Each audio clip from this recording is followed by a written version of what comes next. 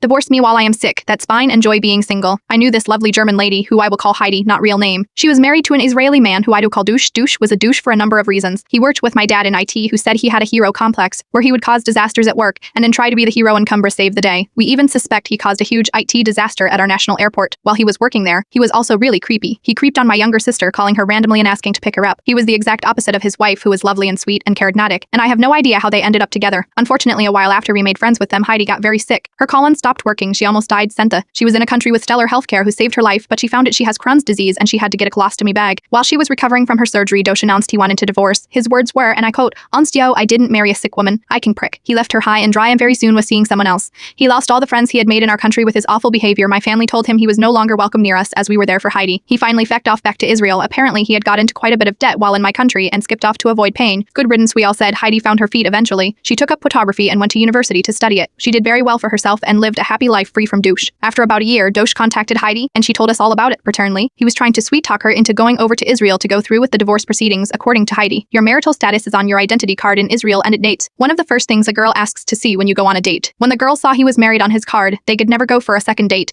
So every time he would call her asking when she was coming over, she would put a huge shit, eating grin on and reply, "To show I, maybe when I get better." She knew full well he once set foot back here because his creditors were still looking for their money back. She would just relish in the knowledge that he was getting rejected by all those women he was pursuing in Israel while she chilled with us having a great time. Heidi is doing much better now. She went back to Germany, though still visits my family and her friends from time to time. She's still her awesome self. I don't know what Dosh is up to now, but I suspect after all these years he is still a douche.